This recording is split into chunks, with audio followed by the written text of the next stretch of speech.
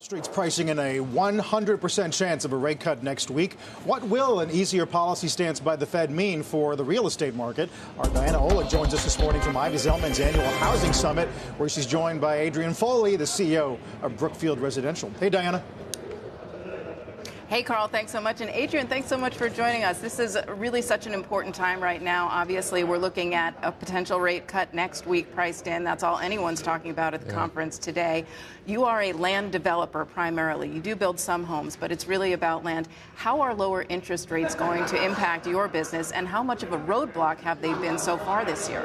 They've been a real roadblock, and the builders have mitigated that roadblock with buying down rates. So lower rates, in theory, allows for lower buy down, and that's going to be more less cost to builders to make their margins. So it's a good thing. It's a good thing if you're a borrower of money in the space, in the development space. If you're a land developer and you borrow money, it's a good thing. If you're a builder and you need money to be borrowed by your consumer, it's a good thing. So it's good all around.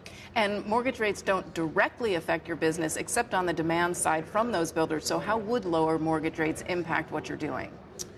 I mean, basically, we would get more confident that there'll be a buyer of a home at the end of a construction period, and therefore we'll get more confident that we can deliver a lot to that home builder.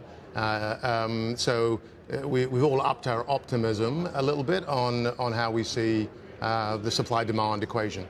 Now, inside the conference, Ivy Zelman just said very clearly we need more land and we need land prices to come down. Now, in Q2, Brookfield did $500 million in land revenue, but lot sales and prices were down across the board for both residential and commercial.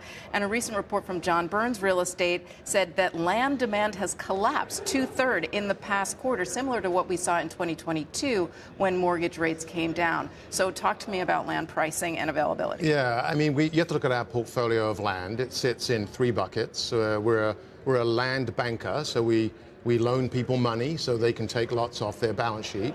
We're a lot servicer, and we develop lots for you at a fixed price.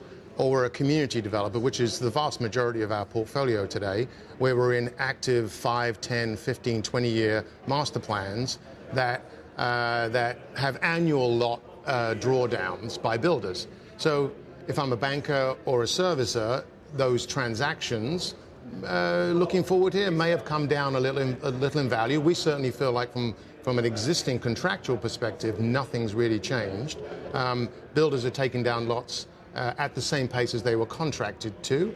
But maybe the new land banks coming in are of a lower, are potentially... sounds like a lot. I mean, that's more of a demand equation. I think builders are projecting their starts next year. Just saw Ivy say starts will be up, community count will be up 7%. I think the starts will be somewhat flat next year. But I think builder demand for this second half of this year is probably going to moderate a little bit.